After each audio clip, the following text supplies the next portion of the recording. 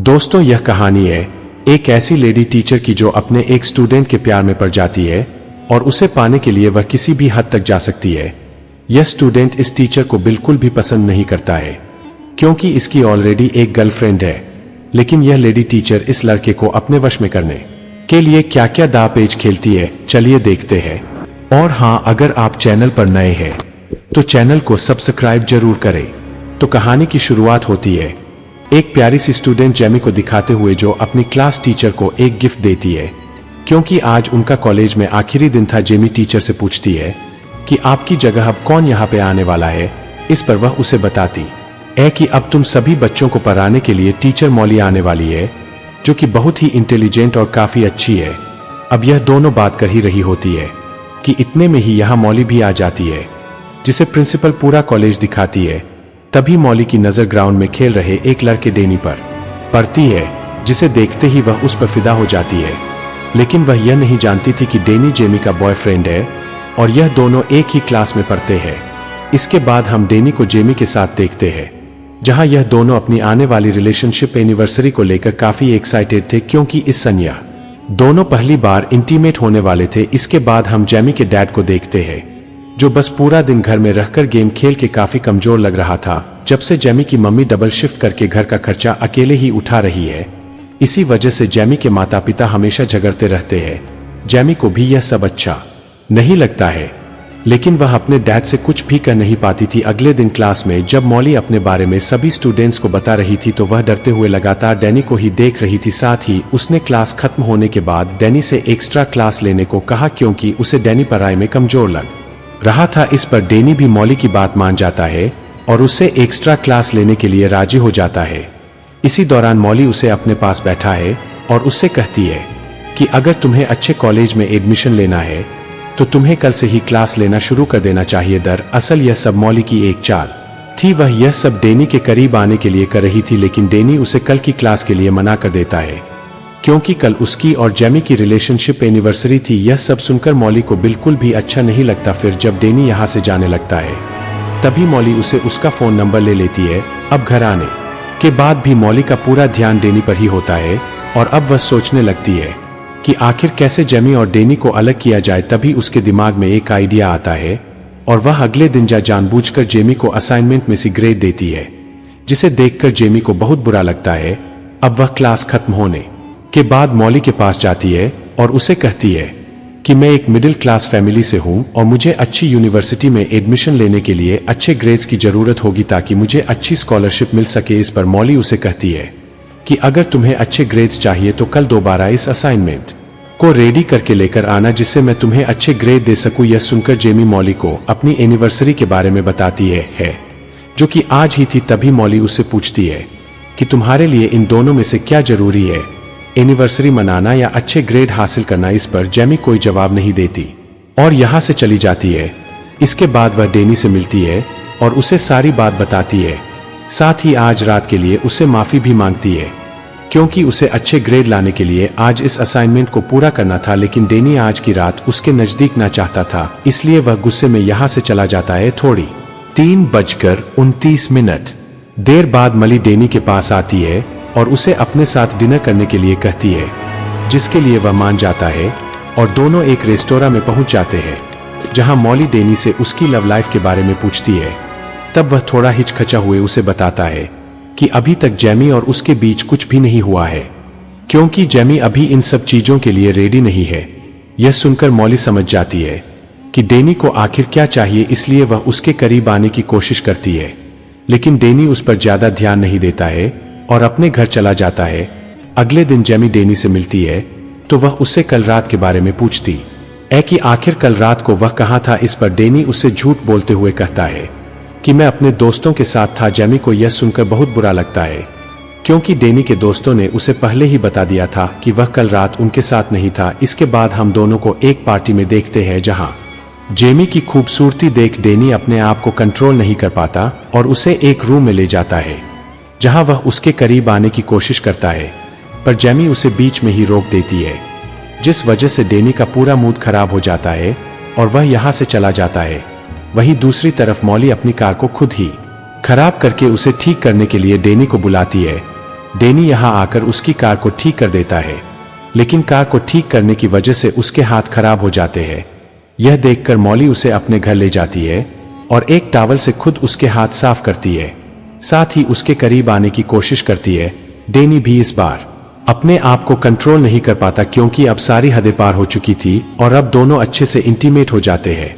अगले दिन जब जेमी कॉलेज में जाती है तो मॉली उसे एक बार फिर से असाइनमेंट में सिगरेट देती है, जिसे देखकर जेमी को समझ नहीं आता कि आखिर वह उसके साथ ऐसा क्यों कर रही है, जबकि उसने तो इस बार बहुत ही अच्छा असाइनमेंट रेडी किया था। इसी दौरान जेमी की नजर एक खाली क्लासरूम में पड़ती है, जहां मॉली और डेनी अकेले बैठे हुए थे। यह देखने के बाद जेमी को डेनी पर शक होने लगता है, इसीलिए वह क्लास खत्म होने के बाद उसका पीछा करती है और देखती है कि डेनी मॉली के घर जा रहा है। और जैसे ही वह घर के अंदर चला जाता है, जेमी खिड़की की मदद से अंदर झांकने की कोशिश करती है, जहां उसे मॉली और डेनी एक दूसरे को किस करते हुए दिखाई देते हैं।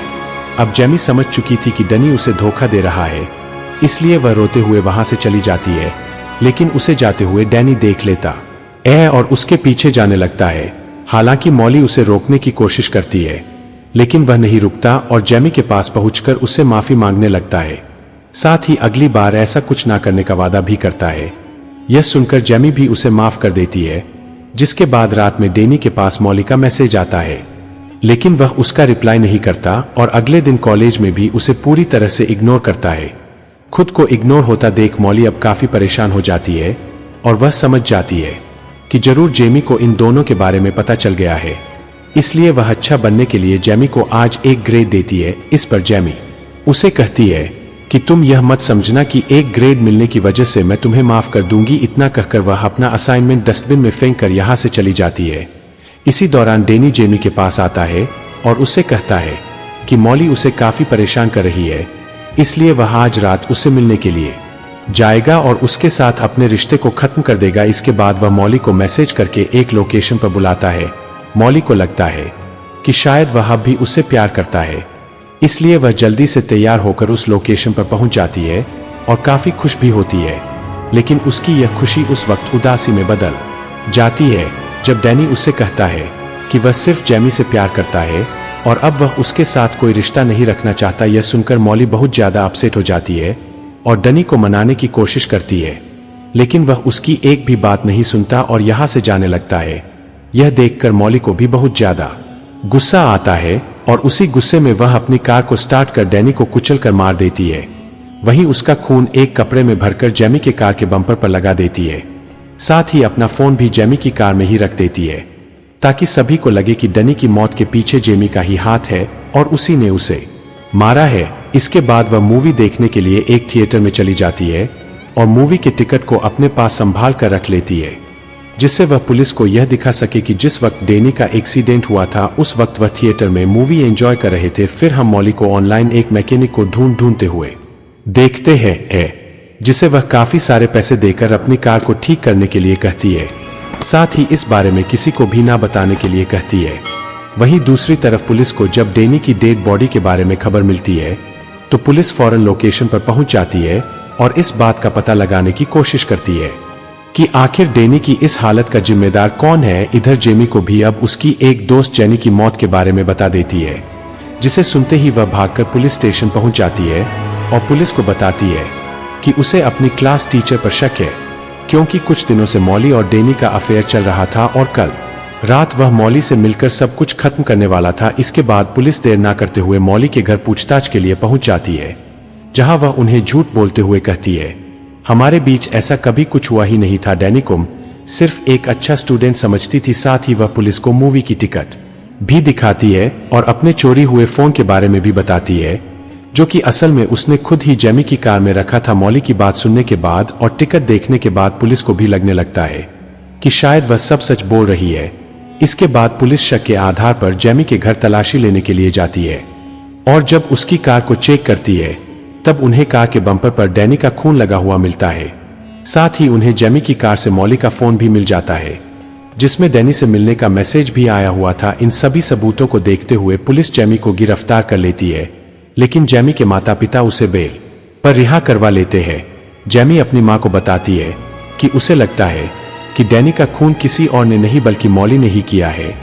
अब जेमी की मां मॉली के खिलाफ सबूत इकट्ठा करने की कोशिश करने लगती है ताकि वह जेमी के ऊपर से डैनी के खून का इल्जाम हटा सके। इसके लिए वह सबसे पहले कॉलेज जाती है और चुपचाप मॉली के बैग से उसकी कार की चाबी निकाल लेती है और फिर उसकी कार को चेक करती है और तभी उसे उस मैकेनिक के बारे में पता चलता है।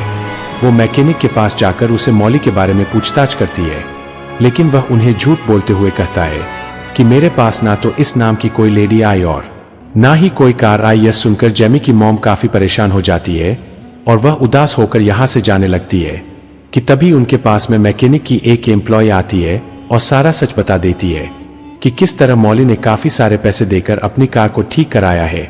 जेमी की मॉम जब उसे पुलिस के सामने यही सच बताने के लिए कहती है तो वह इसके लिए मना कर देती है क्योंकि मैकेनिक उसे जॉब से निकाल देता और यह जॉब उसके लिए बहुत जरूरी थी। इसके बाद जेमी की मॉम घर आकर अपने हस्बैंड से इस बात को शेयर करती है और जेमी भी चुपचाप उनकी बातें सुन लेती है और वह अपनी मॉम से मॉली के घर जाने के लिए कहती है, पर वह उसे मना कर देती है क्योंकि उसके पैर में ट्रैकर लगा हुआ था जो कि पुलिस ने लगाया था, जिससे जेमी कहीं भाग ना सके। हालांकि इस वक्त तो जेमी अपनी मॉम की बात सुन लेती है, लेकिन रात में जब इसके पेरेंट्स सो जाते हैं तभी अकेले ही मॉली के घर पहुंच जाती है और अपने फोन में रिकॉर्डिंग ऑन कर लेती है ताकि मॉली की सच्चाई रिकॉर्ड हो जाए। लेकिन उसका यह प्लान फेल हो जाता है क्योंकि मॉली को जल्द ही पता लग जाता है कि वह रिकॉर्डिंग कर रही है, इसलिए वह उसके हाथ से फोन छीन लेती है और गुस्से में आकर सारा सच उगल देती है कि हाँ, उसने डैनी को मारा है और अब वह जेमी को भी मार देगी। इसके बाद वह जैसे ही चाकू उठाकर जेमी को मारने के लिए आगे बढ़ती है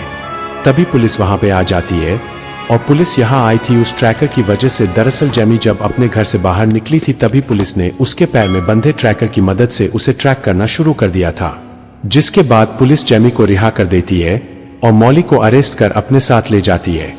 तो दोस्तों, अगर आप डैनी की जगह होते तो आप इस टीचर के साथ क्या करते, कमेंट में जरूर बताना। वीडियो पसंद आई हो तो लाइक और शेयर करके हमारे चैनल एक्सप्लेनेशन गाय को सब्सक्राइब करना ना भूले और बेल आइकॉन भी प्रेस कर देना। धन्यवाद।